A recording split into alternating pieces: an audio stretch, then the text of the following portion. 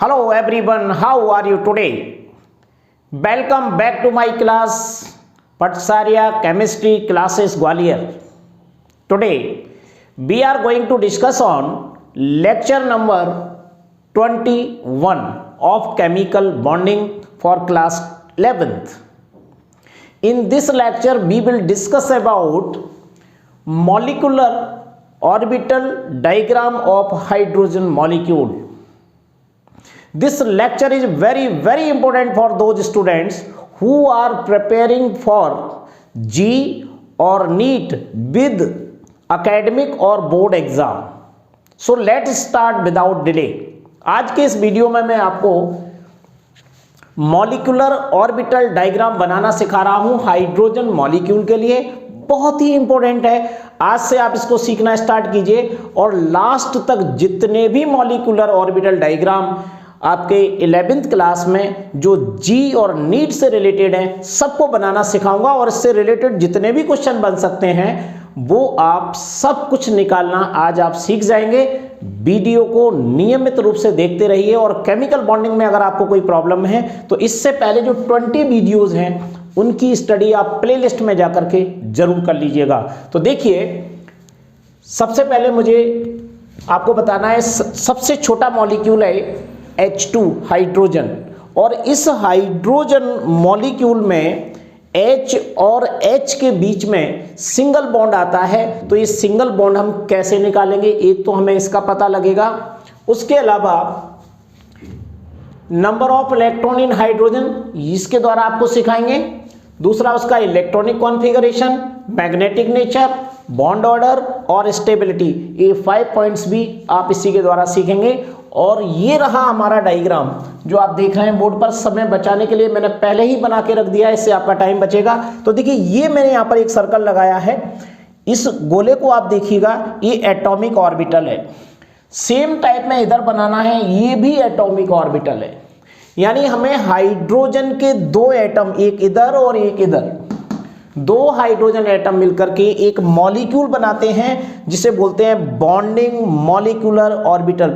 एक ये है और एक है, इसका नाम है एंटी बॉन्डिंग मॉलिक्यूलर ऑर्बिटल। यानी दो हाइड्रोजन एटम के ऐड से एक मॉलिक्यूल बनता है और इस मॉलिक्यूल को हम दो पार्ट्स में लिखते हैं, बॉन्डिंग मॉलिक्यूलर ऑर्बिटल के रूप में और एंटी बॉन्डिंग मॉलिक्यूलर ऑर्बिटल के फॉर्म में। तो कोई भी डायग्राम बनाने के लिए आपको सबसे पहले क्या करना है, इस टाइप का एक डायग्राम बनाना है जिसमें ये एटॉमिक ऑर्बिटल होंगे दोनों साइड में और बीच में होगा मॉलिक्यूलर ऑर्बिटल जिसे नाम दिया गया, नीचे वाले को बॉन्डिंग मॉलिक्यूलर ऑर्बिटल और ऊपर वाले को एंटी बॉन्डिंग मॉलिक्यूलर ऑर्बिटल। इनमें हम इलेक्ट्रॉन फिल करते हैं। नीचे वाले का जो BMO है इसे हम NB के द्वारा रिप्रेजेंट करते हैं, जो ABMO है इसे Na के द्वारा रिप्रेजेंट करते हैं। NB का मतलब होता है number of electrons in bonding molecular orbital और Na का मतलब होता है number of electrons in anti bonding molecular orbital. तो यहाँ पर जब हम इलेक्ट्रॉनिक कॉन्फ़िगरेशन लिखते हैं तो इसे फर्स्ट वाले पार्ट को, इसको हम सबसे पहले सिग्मा 1s लिखते हैं और एंटी बॉन्डिंग मॉलिक्यूलर ऑर्बिटल को हम सिग्मा स्टार लगा के 1s लिखते हैं। s में उतने ही इलेक्ट्रॉन होंगे जैसा कि बैलेंस बॉन्ड थ्योरी में हम एटॉमिक ऑर्बिटल में फिल करते हैं। तो इसे फिल करने के लिए हमें इलेक्ट्रॉनिक कॉन्फ़िगरेशन एटम का लिखना पड़ेगा और इसको फिल करने के लिए हमें इलेक्ट्रॉनिक कॉन्फ़िगरेशन मॉलिक्यूल का लिखना पड़ेगा जिसे हम इस टाइप से लिखते हैं sigma 1s, sigma star 1s और आगे चले जाते हैं जो आगे डायग्राम में मैं आपको सिखाऊंगा। ये सबसे पहला डायग्राम है जो आपको सिखा रहा हूं। तो देखिए, सबसे पहले मुझे क्या करना है ये सीख लीजिए। Number of electron in hydrogen कितने होते हैं, एक हाइड्रोजन में एक इलेक्ट्रॉन, तो दो हाइड्रोजन में कितने होंगे, 1 + 1 = 2 इलेक्ट्रॉन। हाइड्रोजन में कितने इलेक्ट्रॉन होंगे, 2 इलेक्ट्रॉन। अब इसका हमें इलेक्ट्रॉनिक कॉन्फ़िगरेशन लिखना है इस मॉलिक्यूल का, तो आपको यहां से स्टार्ट करना है। सबसे पहले मैं लिखूंगा सिग्मा 1s और s में 2 इलेक्ट्रॉन होते हैं तो यहां पर मैंने 2 फिल कर दिया। अब हमारे पास इलेक्ट्रॉन फिनिश हो गए तो अब हम इसमें कोई इलेक्ट्रॉन फिल नहीं करेंगे। यानी 0 इलेक्ट्रॉन रहेगा। तो ये हुआ हमारा इलेक्ट्रॉनिक कॉन्फ़िगरेशन यानी सिग्मा 1s2, राइट।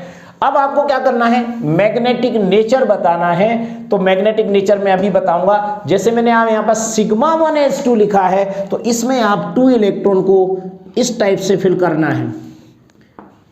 ये देखिए, ये 2 इलेक्ट्रॉन है, सिग्मा 1s में आ गए, लेकिन सिग्मा 1s स्टार में कोई भी इलेक्ट्रॉन नहीं है, इसलिए हम इसको खाली छोड़ देते हैं, जिसे हम Na के द्वारा रिप्रेजेंट करते हैं। ओके, अब आते हैं हम मैग्नेटिक नेचर का। तो मैग्नेटिक नेचर निकालने का सबसे बढ़िया तरीका ये है कि आपको ये BMO और ABMO देखना है, या NB और Na देखना है।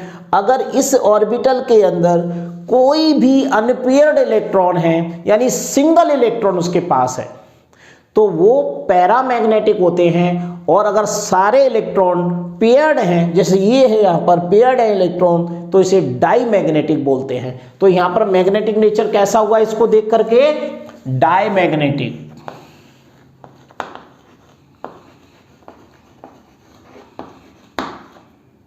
डाईमैग्नेटिक, ये आंसर आपका मिल गया।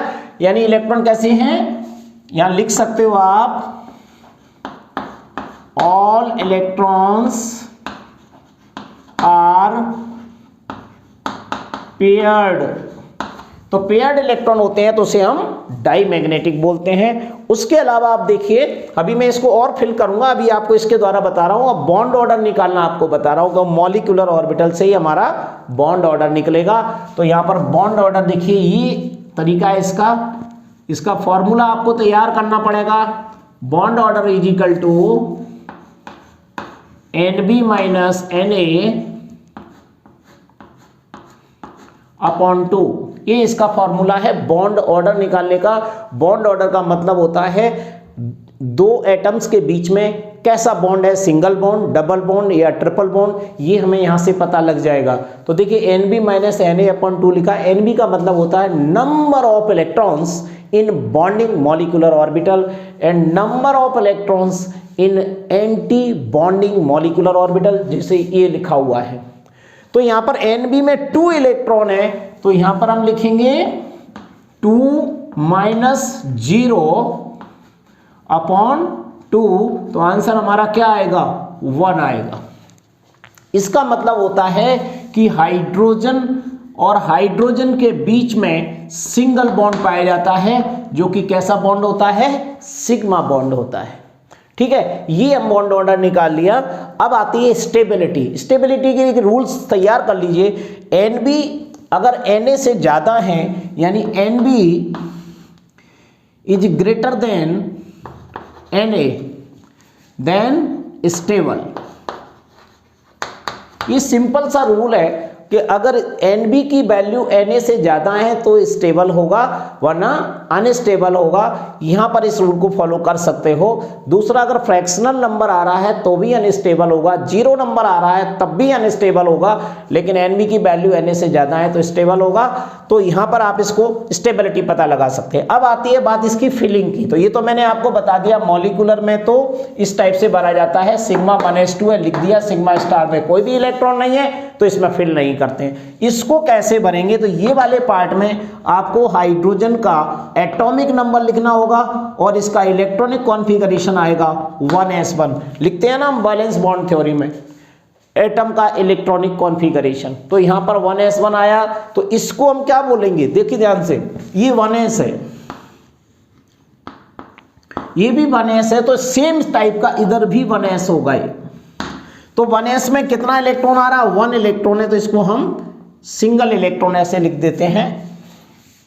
ओके, इधर भी 1s में 1 आया, तो इसमें भी सिंगल इलेक्ट्रॉन लिखेंगे इस टाइप से। तो देखिए दोनों में एक एक इलेक्ट्रॉन यहां फिल कर दिया, और ये दोनों इलेक्ट्रॉन को यहां पर 2, टोटल इलेक्ट्रॉन 2 यहां पर रिप्रेजेंट कर दिया। ओके, तो इस टाइप से ये एटम का इलेक्ट्रॉनिक कॉन्फ़िगरेशन लिखते हैं, उसी के हिसाब से इसको फिल करिए। और मॉलिक्यूल का इस तरीके से लिखा जाता है, सिग्मा और पाई लगा करके। अभी पाई का काम नहीं है, आगे वाले इलेक्ट्रॉन्स में आएगा, आगे वाले एटम्स में आएगा। ये हाइड्रोजन में हमारे पास 2 इलेक्ट्रॉन की ही जरूरत होती है। तो इतने टाइप के क्वेश्चन आप मॉलिक्यूलर ऑर्बिटल डायग्राम से सॉल्व कर सकते हैं। बस आपको नंबर ऑफ इलेक्ट्रॉन यहाँ पर पता लगाना है मॉलिक्यूल का। इलेक्ट्रॉनिक कॉन्फ़िगरेशन ये है। इसके जस्ट पहले वाले वीडियो में जब आप प्लेलिस्ट में जाएंगे तो वहाँ पर मैंने टोटल इलेक्ट्रॉनिक कॉन्फ़िगरेशन की लाइन सिखाई है, वो आपको तैयार करना है। मैग्नेटिक नेचर आपको निकालना है। पेयर्ड इलेक्ट्रॉन है तो डाईमैग्नेटिक और अनपेयर्ड है तो पैरामैग्नेटिक होगा। ये एटॉमिक ऑर्बिटल हैं दोनों, ये मॉलिक्यूलर ऑर्बिटल है। इस टाइप से डायग्राम सारे ऐसे ही बनेंगे, आपको इसी की प्रैक्टिस करना है।